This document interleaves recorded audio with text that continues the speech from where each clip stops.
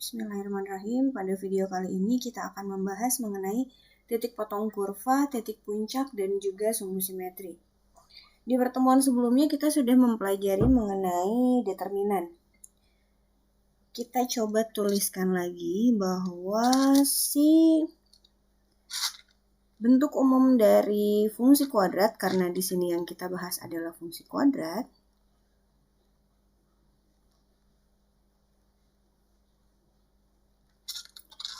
berarti bentuk umumnya itu adalah fx sama dengan ax kuadrat plus bx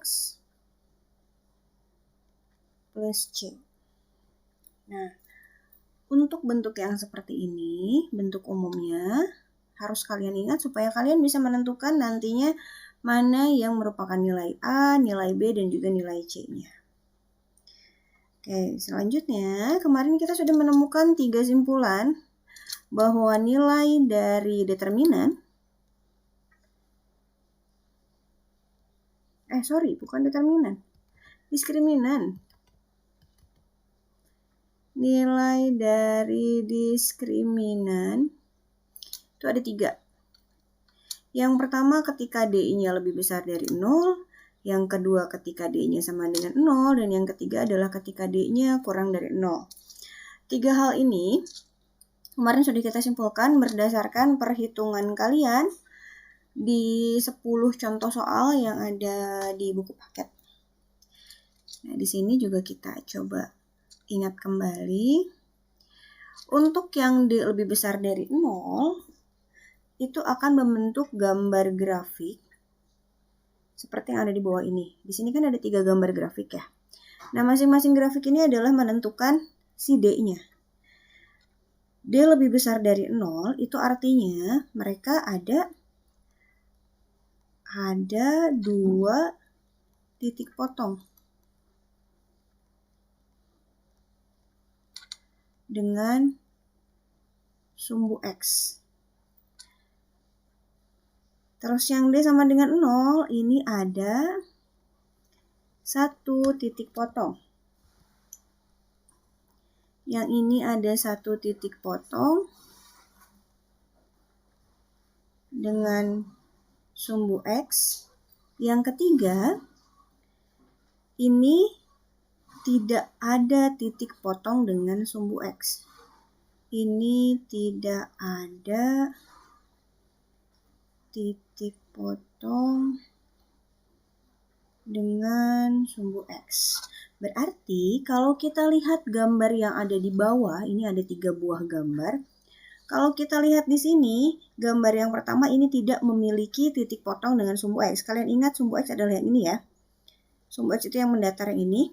Berarti karena kurvanya di atas dari sumbu X, berarti dia tidak ada titik potong. Artinya gambar yang pertama, kita sebut ini gambar pertama, ini gambar kedua, yang ini gambar yang ketiga.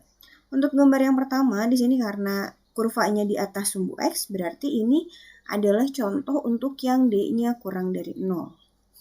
Kemudian yang kedua, kalau kita lihat di sini kurvanya, ini kan sumbu X-nya. Dia hanya ada 1 titik potong di sini, berarti dia adalah contoh untuk yang D-nya sama dengan 0. Nah, yang terakhir, kalau kita lihat di sini sumbu X-nya, gambar ketiga ini memiliki 2 titik potong. Artinya ini adalah contoh untuk yang D-nya lebih besar dari 0. Kalau kita lihat secara gambar grafik seperti itu. Selanjutnya, kita lihat yang ini.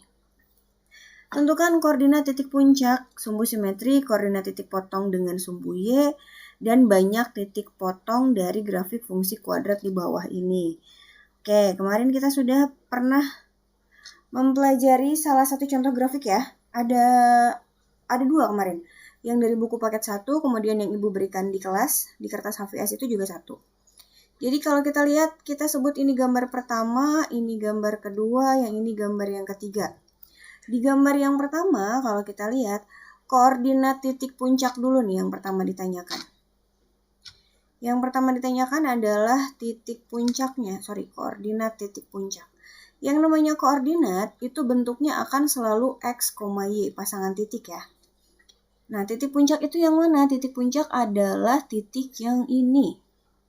Yang ada di atas itu. Dari gambar pertama. Berarti tinggal kita perhatikan titiknya.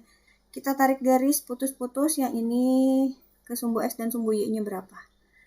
Ini ada di sumbu X-nya ada 1, di sumbu Y-nya ada 4. Berarti untuk gambar yang pertama, yang A, titik puncaknya itu adalah 1,4. Ingat untuk menuliskan titik adalah X, Y ya. Jadi bukan Y, X. Hati-hati terbalik. Selanjutnya, sumbu simetris. Sumbu simetri itu adalah sumbu yang membagi dua kurva sama besar atau garis yang melewati si titik puncak. Kalau kita perhatikan titik puncaknya ini, berarti nanti kita tarik garis ke sini. Kurang besar ya, kita perbesar dulu spidolnya. Nih, yang ini. Nah, ini kalau kita tarik garisnya kan melewati ini ya. Ini tuh siapa? Ini adalah X sama dengan 1.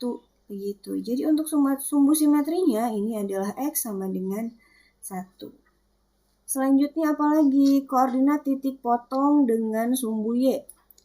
Titik potong dengan sumbu Y kita lihat di sini yang berpotongan dengan sumbu Y-nya ada di titik sumbu Y-nya yang ini.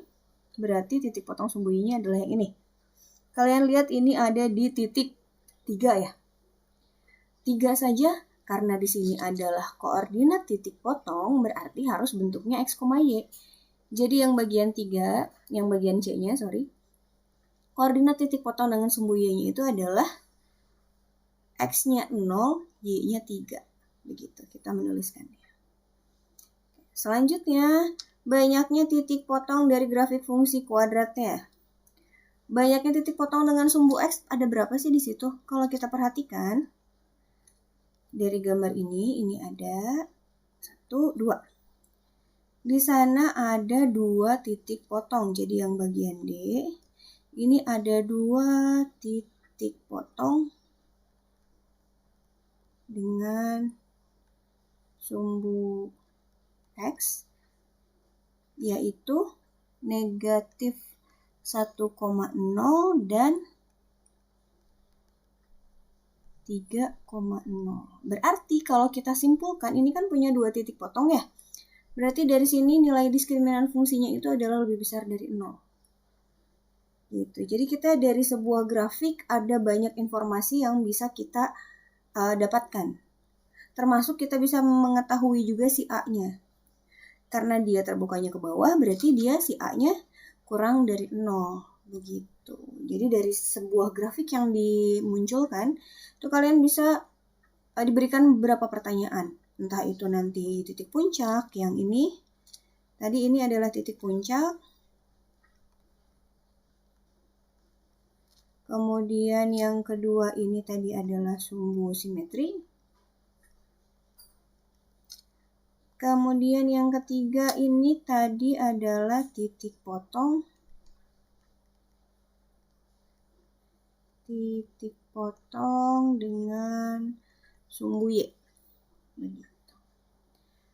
Dari gambar nomor 2 dan 3 pun sama, kita bisa menentukan titik puncaknya, sumbu simetrinya, kemudian titik potong dengan sumbu Y, dan titik potong dengan sumbu X.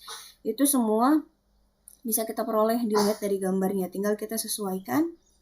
Kita coba kerjakan yang nomor 2 di sebelah sini ya. Nomor 2, yang bagian A dulu, titik puncaknya. Titik puncaknya kita lihat ada di sini. Karena titik puncaknya di situ, di bawah, bertepatan dengan sumbu Y, berarti dia titik puncaknya adalah X-nya 0, Y-nya 2. Kita lihat dia skalanya ada di 2, 4, 6, 8 ya, skala 2. Selanjutnya, yang kedua, pertanyaannya adalah sumbu simetri. Bu, sumbu simetrinya yang mana? Sumbu simetri itu adalah garis lurus yang melewati titik puncak. Berarti kalau titik puncaknya ada di sini, dia yang melewatinya ini kan. Berarti untuk bagian B, sumbu simetrinya yang mana? Sumbu simetrinya adalah sumbu X sama dengan Y. Bu, gimana kalau kayak gitu? Nggak apa-apa, nggak masalah. X sama dengan Y gitu? Nggak, tapi X sama dengan 0. Jadi karena dia melewati titik tengah ini ya, sumbu X sama dengan 0, yang ini ke atas. Selanjutnya, kita lihat yang ketiga itu adalah titik potong sumbu Y. Titik potong sumbu Y-nya yang mana? Ini kebetulan dia sama. Bu, kalau sama gimana? Nggak apa-apa. Boleh memang? Boleh. Kalau memang di kurvanya, di gambar grafiknya itu, kebetulan si titik puncaknya sama dengan titik potong dengan sumbu Y. Berarti di sini titik potong dengan sumbu Y-nya adalah X-nya 0, Y-nya 2, karena dia sama dengan si titik puncaknya. Kemudian, yang terakhir, yang bagian D itu pertanyaannya adalah, ini ya, titik potong dengan sumbu X. Kalau kita lihat di sini, kurvanya ada di atas sumbu X-nya ini. Kurvanya ada di atas sumbu X, berarti di sini tidak ada titik potong dengan sumbu X, begitu. Jadi titik potongnya hanya ada satu, hanya ada si titik potong dengan sumbu Y-nya saja. Untuk gambar yang ini juga sama, gambar yang ini kita lihat di sini, Bu. Kalau gambar yang nomor 3 lebih simpel lagi, karena dia tidak ada si titik-titiknya nih. Terus gimana? Berarti kalau yang ini, sumbu simetrinya yang mana? Sumbu simetrinya X sama dengan 0. Kemudian titik puncaknya mana? Ini. Titik puncaknya di 0,0. Titik potong sumbu Y mana? Ini, 0,0. Titik potong sumbu X-nya 0,0 juga. Titik potong sumbu X yang lainnya nggak ada. Berarti yang ini adalah contoh untuk yang D-nya sama dengan 0. Dan yang ini adalah contoh untuk yang D-nya kurang dari 0. Karena dia tidak punya titik potong dengan sumbu X. Kalau yang ini hanya ada satu titik potong dengan sumbu X, berarti dia hanya memiliki satu titik potong dengan sumbu X saja. Begitu.